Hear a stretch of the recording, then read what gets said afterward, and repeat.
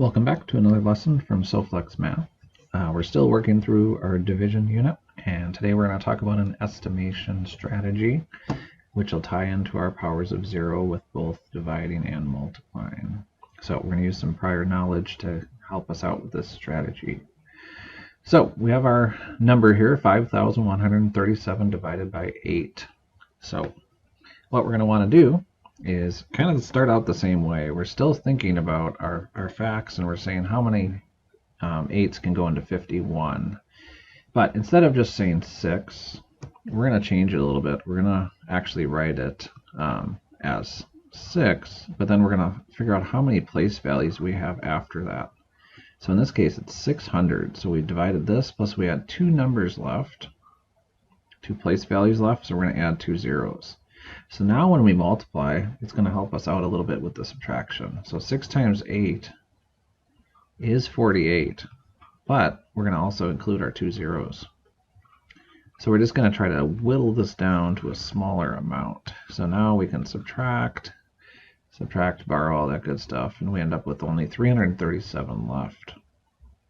So we can still look at how many 8s go into 33, which would be a 4. But in this case, we're also going to do it as 40 once again, because we want to make this smaller amount. So 4 times 8 is 32. And then we're going to also include our 0 from our multiplication in the power of zeros. All right, and this time, once again, nice, easy subtraction for us. So this becomes a 7, and that becomes a 1. So we have 17. Okay. How many 8s can go into 17? Well, 2 with a remainder of 1.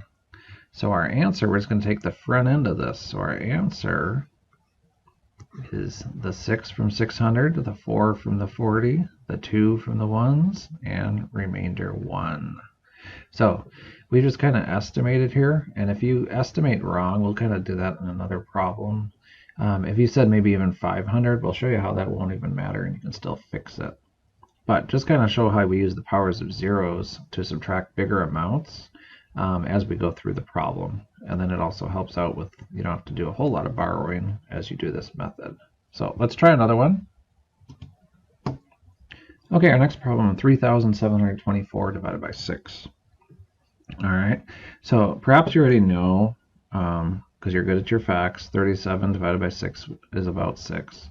But let's say, like I said, let's say you estimated a little bit off. So let's just do a 5 instead. So we'll do 5, and because of the place values, we're going to do 500. So 5 times 6 is 30, plus our 2 zeros. All right, so it was not the best estimate, but it's still going to work, and we'll show you how that works. Okay, so now we subtract, and now we have 724 left, because we subtract and we have 724 left. So I know that's 6 times 100, so I know my facts, and I also know powers of 0. So 6 times 100 is 600. So now I can subtract 600 to get it even smaller. So now I'm down to 124. So now I might say, how many 6s can go into 12? Well, 2. And not only 2, but 20 for that place value. So 2 times 6 is 120. And we're going to subtract again. And I'm running out of room. Let me take that up here a little bit. So when we subtract, we got an answer of 4. All right. How many 6s can go into 4? None. So we're going to have a remainder of 4. So our answer this time we're going to add is 5, 6, 620, 620, remainder 4. So see how even though we could have started with just 600, it would have saved us a step. But even if we estimated wrong, we could just add another 100. Or if we did 400 here, we could add 100, 100. So it gives you a little flexibility, kind of some guess and check, where you can see which ones work. But the more important part of this estimation strategy is using the zeros or the powers of 10, so that you can subtract bigger chunks at once. Here I can subtract 3,600 and so on. So we'll try one more. All right, for our final example of this strategy, we'll use a little bit smaller numbers, once again, just so you can kind of work along with me and maybe work on your estimating. So remember the normal way, the normal standard algorithm, we'd say how many 5s go into 21. So you'd have your answer of 4. So we're going to put our 4 up here. So 4. And we had one more place value, because remember, we just kind of, the 5 times 4, if we did it the normal way, would be a 20. But we want to take care of this extra place value, so we're going to change that to 40, because we know 40 times 5 is 200. So that gets us a lot closer to our answer.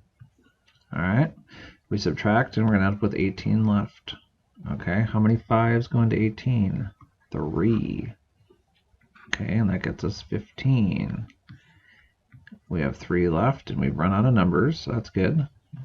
So that means our answer for this one, we take 43, and we have to keep our remainder in there. 43, 43, remainder 3. So let's write that over here just so we don't forget. 43, remainder 3. Okay, and then I just want to do the checking and see if we remember how. So we're going to take our answer, 43, multiply it by our divisor, which is 5. And when we get that answer, we're going to add 3 to it, the remainder. And if all goes well, we should have an answer of 218, which is our dividend. So let's see. 5 times 3 is 15. Carry the 1. 5 times 4 is 20, plus 1 is 21. 215 plus 3 is 218. That matches, so we know that we've checked our work correctly. So once again, this strategy is just another one, the estimation strategy. So far you have the standard algorithm, you have the mini problems, and now you have the estimation strategy.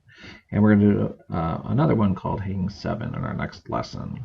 So once again, thank you for watching Soflex Math.